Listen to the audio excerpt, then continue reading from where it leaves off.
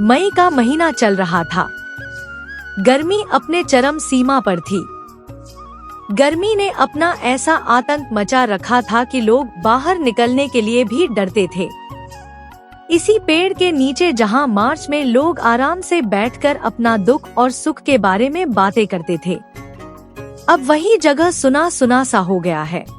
लोग सुबह 6 बजे खेतों में काम करने जाते और 9 बजे अपने घर लौट आते।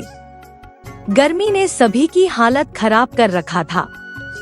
गांव में एक ऐसा ही तालाब था जो पानी से भरा हुआ था, लेकिन परेशानी यह थी कि उसी तालाब से 2 गांवों के लोग पानी पीते थे और लोग अपने फसल की सिंचाई भी उसी तालाब से करते थे। इसीलिए तालाब जल्दी सूख जाने का डर गांव वालों को लगा रहता था। इसी बसंतपुर गांव में हरि नाम का एक मेहनती और ईमानदार किसान अपनी पत्नी शांति और बेटी रतिका के साथ रहता था। वह गांव के जमींदार के खेत में काम करता था और उसकी बीवी भी गांव के सरपंच के यहाँ काम करती थी। एक दिन बड़े सवेरे हरि की पत्नी शांति हरि से कहती है, हे भगवान, यह कैसी मार है? देख रही हो शांति, इस साल गर्मी ने तो जीना मुश्किल कर दिया है। ऐसा लग रहा है जैसे सूरज आग बरसा रहा हो।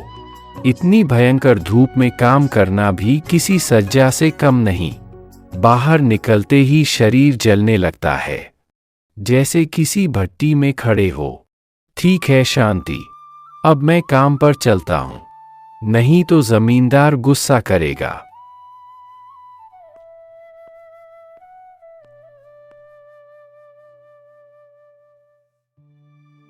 रतिका बेटी, तुम्हारे पापा काम पर चले गए हैं और अब मैं भी जा रही हूँ। तुम घर का अच्छे से ख्याल रखना। बाहर बिल्कुल मत निकलना। धूप बहुत तेज है। मैं जल्दी लौट आऊंगी। ठीक है माँ, मैं घर से बाहर नहीं जाऊंगी, लेकिन तुम भी काम से जल्दी आ जाना। बाहर बहुत तेज धूप है। बेटी, मैंने खाना बनाकर रख दिया है, तुम समय पर खा लेना।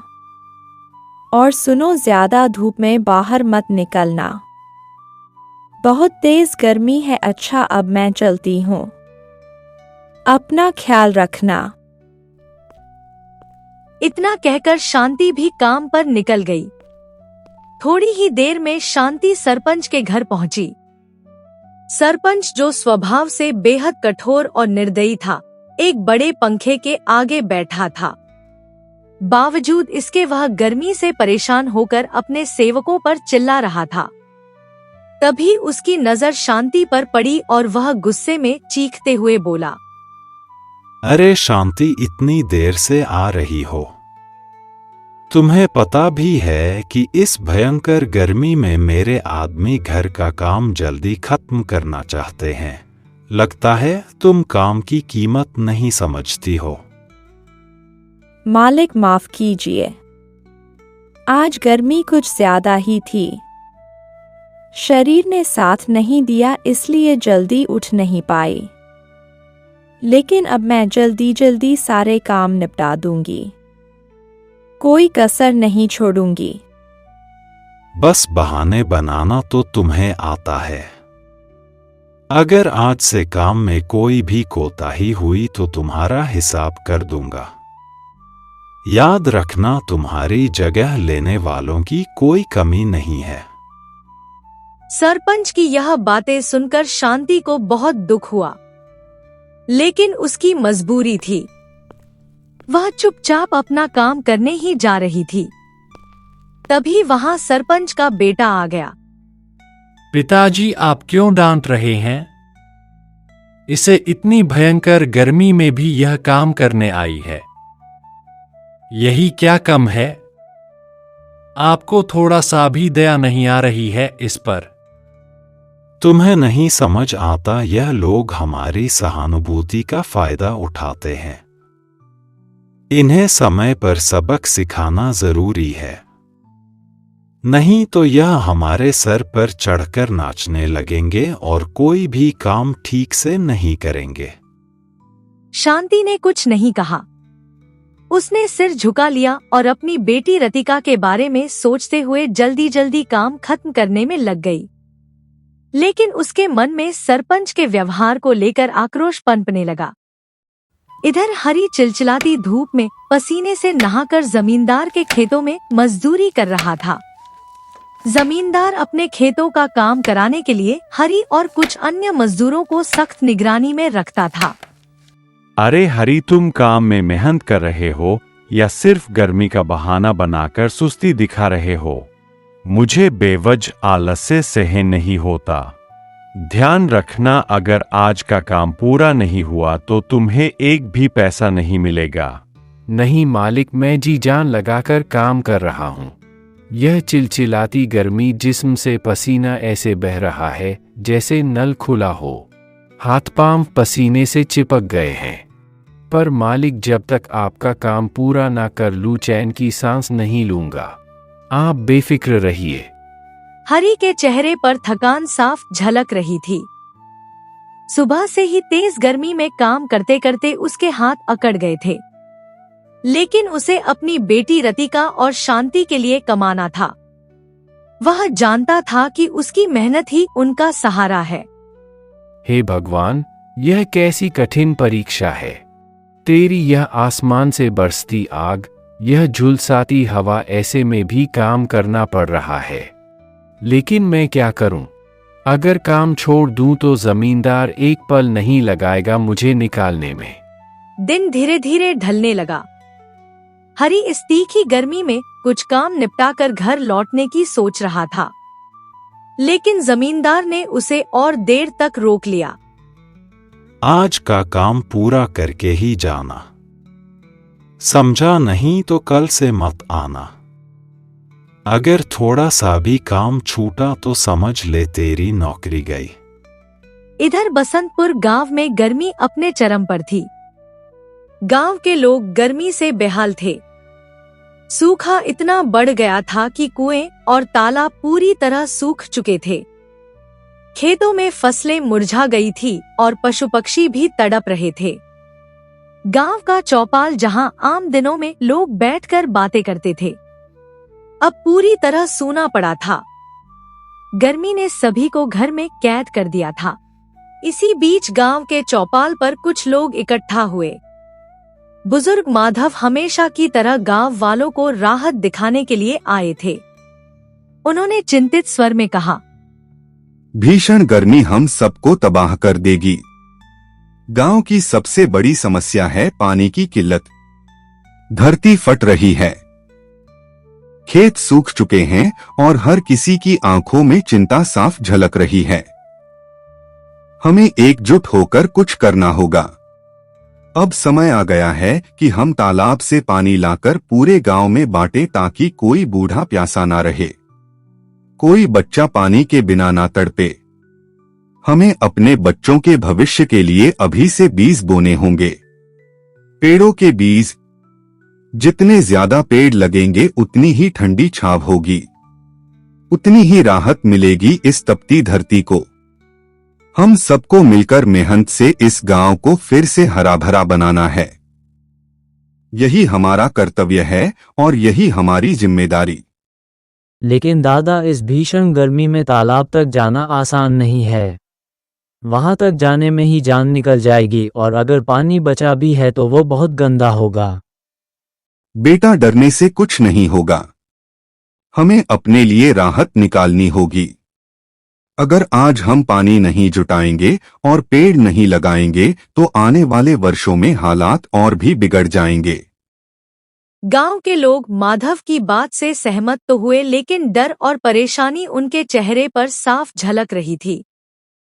सबने मिलकर फैसला किया कि कुछ लोग तालाब से पानी लाएंगे जबकि बाकी लोग गांव में पेड़ लगाने और छाया का इंतजाम करने में जुट जाएंगे। वसंतपुर की यह गर्मी केवल मौसम की मार नहीं थी बल्कि एक बड़ा इम्तिहान लेकर आई थी।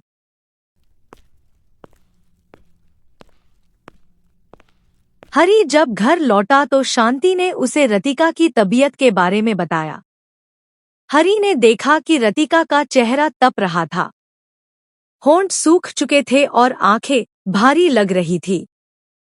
शांति, ऐसा लगता है कि यह गर्मी अब बर्दाश्त के बाहर हो रही है।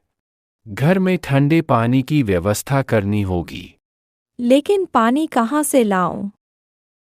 जमींदार ने आज इतनी देर तक काम कराया कि तालाब तक जाने का समय ही नहीं मिला। मैंने सोचा था कि सरपंच जी से कुछ मदद मांग लूंगी, पर वह तो उल्टा मुझ पर ही गुस्सा करने लगे, जैसे मेरी बात सुनना उनका अपमान हो। उन्हें हमारी हालत से क्या लेना देना? जमींदार और सरपंच जैसे लोगों को हमारी तकलीफें दिखाई ही नहीं देती। उनके घरों में तो हमेशा ठंडक रहती है, पंखे चलते हैं, पानी भरपूर है, और हम गरीब लोग इस जलती दोपहरी में भी जैसे तैसे अपना पेट पालने की कोशिश कर रहे हैं। लेकिन हमारे लिए इनके दिलों में इंसानियत की जगह नहीं बची, जैसे हम इंसान ही ना हो। मैंने कुछ पानी बचा कर रखा था। इस पानी से ज्यादा देर तक प्यास तो नहीं मिटेगी, लेकिन रतिका को थोड़ी राहत जरूर मिल जाएगी। जैसे तैसे करके शांति और हरी ने रतिका को पानी पिलाया ताकि उसे इस भीषण गर्मी में थोड़ी राहत मिल सके। किसी तरह शांति और हरी मिलकर रतिका का ध्यान रखते रहे, लेकिन उसकी तबीयत में कोई खास सुधार नहीं हुआ। अगली चिंतित स्वर में अपनी पत्नी शांति से बोला, शांति, क्या सरपंच ने तुम्हारी कोई मदद नहीं की? वह तो आमतौर पर दयालु दिखाई पड़ते हैं। अजी, उन्होंने थोड़ा सा पानी तो दिया था जो मैंने रतिका को पिला दिया, लेकिन सरपंच के गुस्से के आगे मेरी जुबान ही साथ छोड़ गई। अब आप ही अपने दोस्त के घर चले जाओ जी। एक डिब्बा पानी ले आओ।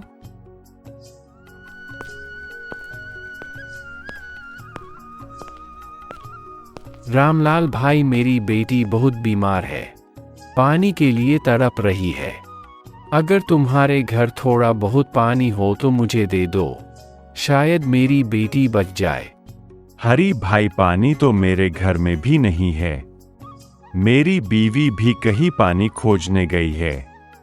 मुझे माफ कर दो, मैं इसमें तुम्हारी कोई मदद नहीं कर सकता।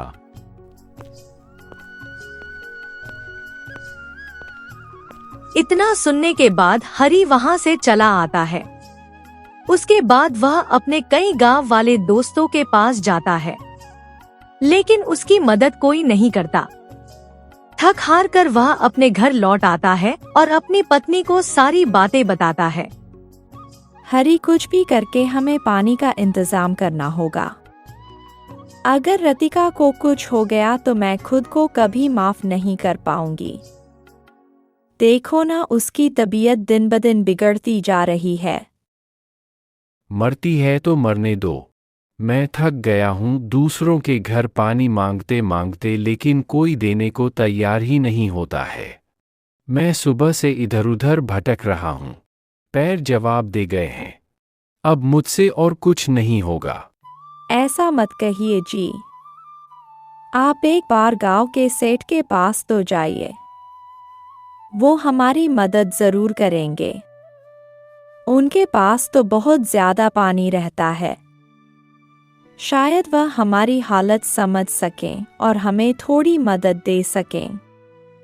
सेठ जी, मेरी बेटी बहुत बीमार है, उसे लू लग गई है। दवा तो खिला दी, लेकिन बेटी बार बार पानी मांग रही है। मैं बहुत लोगों के पास गया, लेकिन किसी ने भी मेरी मदद नहीं की। कृपया करके मुझे एक बोतल पानी दे दीजिए। हरी, मेरे घर में खुद पानी नहीं है। मैं 3 दिन से नहाया भी नहीं हूँ। तुम गांव वाले हर बार कोई नया बहाना लेकर आ जाते हो, जैसे तुम्हारा बाप यहाँ पानी छोड़ गया हो। सेठ जी, जब अपनों ने ही मेरा साथ नहीं दिया तो आप क्यों दोगे? आप तो पराए हो और वैसे भी इस दुनिया में सिर्फ पैसों वालों की ही इज्जत होती है। इतना कहने के बाद हरि उदास मन होकर वहां से चला आता है। कुछ देर चलने के बाद वह एक पेड़ के नीचे बैठ जाता है। तभी रास्ते से एक साधु महाराज जा रहे थे। वे वहीं रुक जाते हैं और हरि से कहते हैं, क्या हुआ बेटे? तुम इतने उदास क्यों हो? इसके बाद हरि उस साधु महाराज को सारी परेशानी बताता है। बेटा, इस दुनिया में कोई किसी का नहीं होता। सब लोग बस अपने ही फायदे के पीछे भागते हैं और जिसके पास पैसा होता है लोग उसी को सबसे ज्यादा इज्जत और सम्मान देते हैं। यही इस युग की रीत बन चुकी है। लेकिन बेटा, तुम उदास मत हो। मैं तुम्हें एक ऐसा मटका दूंगा जिससे तुम चाहे जितना भी पानी निकालो वो कभी खत्म नहीं होगा। मगर इसके बदले तुम्हें मेरे 2 सवालों के जवाब देने होंगे। साधु महाराज, क्या सच में ऐसी कोई बोतल होती है? और आपके प्रश्न मैं जरूर उत्तर दूंगा। आप पूछिए। बिल्कुल होती है, लेकिन यह बोतल केवल उसे मिलती है जो सच्चे मन और निस्वार्थ भाव से दूसरों की मदद करना चाहता है। अब सुनो पहला प्रश्न। अगर तुम्हारे पास इतना पानी हो जाए कि तुम पूरी दुनिया की प्यास बुझा सको तो क्या तुम सबसे पहले अपने दुश्मन को पानी दोगे?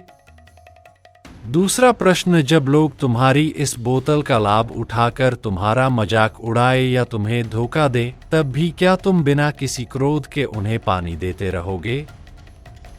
अगर तुम इन दोनों सवालों का जवाब सच्चे दिल से दे सको तो यह चमत्कारी मटका तुम्हारा हो सकता है। बाबा, अगर मेरे पास ऐसा वरदान होता तो मैं सबसे पहले अपने दुश्मन को पानी देता, क्योंकि जो प्यासा है वो मेरा क्या दुश्मन और क्या दोस्त। और अगर लोग मुझे धोखा भी दें तब भी मैं उन्हें पानी दूंगा, क्योंकि इंसानियत सबसे बड़ा धर्म है। बाबा की आंखों में संतोष की झलक आई। उन्होंने एक चमकदार मटका निकाला और हरि के हाथ में थमाते हुए कहा, अब यह मटका तेरा हुआ, जा और इस तपती दुनिया को राहत दे। लेकिन याद रख, इसका चमत्कार केवल तब तक चलेगा जब तक तेरा दिल साफ और निस्वार्थ रहेगा। हरि मटका लेकर भावुक हो गया। उसने बाबा से आशीर्वाद लिया और फिर बिना किसी देरी के सीधे अपने घर की ओर दौड़ पड़ा। तपती धूप में भी उसके चेहरे पर थकान की कोई झलक नहीं थी, बल्कि उम्मीद और विश्वास की चमक साफ दिखाई दे रही थी। घर पहुंचते ही उसने अपनी पत्नी को, शांति, जल्दी बाहर आओ, देखो क्या लाया।